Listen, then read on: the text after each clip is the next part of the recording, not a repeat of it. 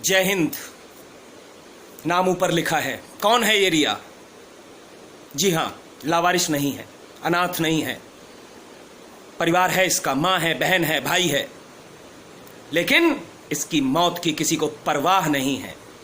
उसका समाज नहीं है, ये कानून उसका नहीं है, क्योंकि वो रिया है। आइए मैं बताता हूं ये रिया है कौन। ये दिल्ली की मानसरोवर पार्क की रहने वाली बच्ची है, उम्र 21 वर्ष। मामला, इसकी हत्या हो गई कल मतलब 6 जुलाई 2017। चाकुओं से गोदकर आदिल नाम के लड़के ने हत्या कर दी। हत्या की वजह आदिल के प्रेम संबंध को स्वीकारने से इनकार करना। मुझे लगता है रिया आपको यह स्वीकार कर लेना चाहिए था, क्योंकि वो आदिल है।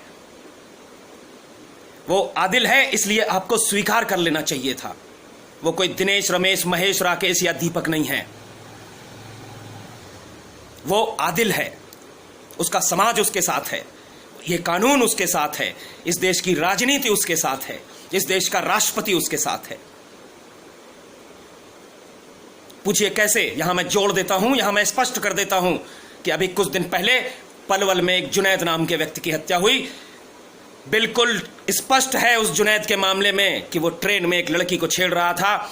उस लड़की को छेड़ने से जब उसके भाई ने मना किया तो हाथापाई हुई, मारपीट हुई। समाज ने, उस ट्रेन में मौजूद समाज ने उस लड़की के साथ छेड़खानी का विरोध किया, मारपीट हुई। चूंकि आदिल और जुनैद, इन लोगों को अपनी ताकत का पता होता है, ये माने नहीं, ये झगड़ा किया, इन्होंने भीड़ से झगड़ा किया और भीड़ ने जुनैद को मार दिया। रिया भी भागी थी एक फोटोग्राफर के स्टूडियो में, लेकिन उस फोटोग्राफर ने शायद बचाने की जहमत नहीं उठाई। मैं परिस्थितियां समझ सकता हूं मेरे फोटोग्राफर भाई, कि अगर आप बचाते तो आपके साथ भी कोई नहीं खड़ा होता। आखिर हम खड़े ही किसके साथ होते हैं? आप आदिल नहीं हैं, मैं जानता हूं। यही वजह रही होगी कि उस रिया को बचाने की जहमत नहीं उठाई, क्योंकि जब एक भाई ने जुनैद से अपनी बहन को बचाने की जहमत उठाई तो आज वो जेल की चक्कियां पीस रहा है। आज उस समाज में जिन लोगों ने साथ दिया, उन लोगों के ऊपर ताउम्र जेल कटने का फंदा उनके सर पे घूम रहा है।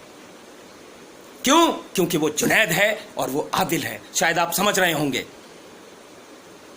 यही है मेरे देश का कानून। जब कोई घटना जुनैद या आदिल के साथ होती है तो पूरा देश उसके साथ होता है, लेकिन जब डॉक्टर नारंग या रिया जैसे कोई मार दिए जाते हैं तो हमारे देश में कुत्तों की भी पूछ नहीं होती इनकी।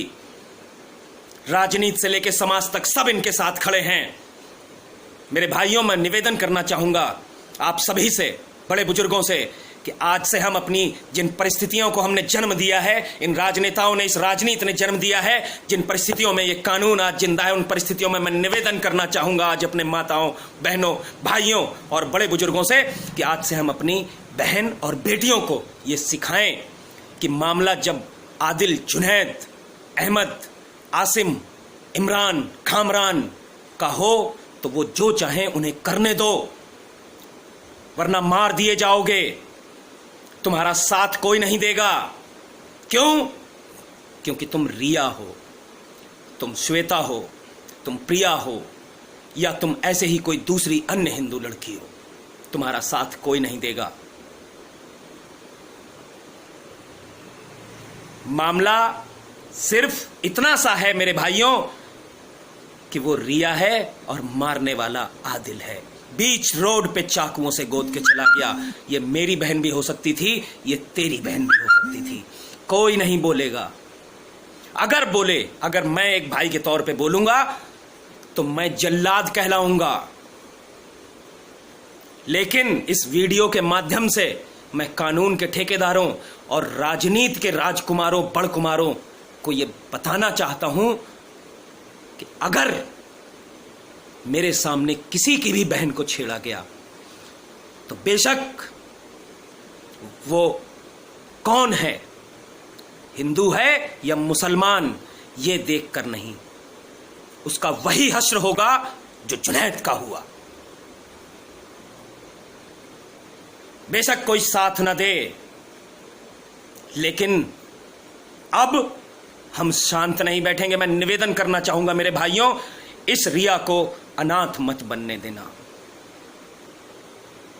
इस रिया को अगर आपके हृदय में इस लड़की के प्रति इतना सा भी लेश मात्र भी प्रेम है तो कुछ नहीं कर सकते तो इस वीडियो को पहुंचाइए, जिससे कि शायद कहीं ना कहीं कुछ लोग, एक समाज, जब हम सड़क पे उतरें तो एक जागृति हो समाज में। इसलिए एक शेयर करके कम से कम अपना एक फर्ज तो अदा करिए, शुरुआती फर्ज, इस रिया को अनाथ मत होने देना।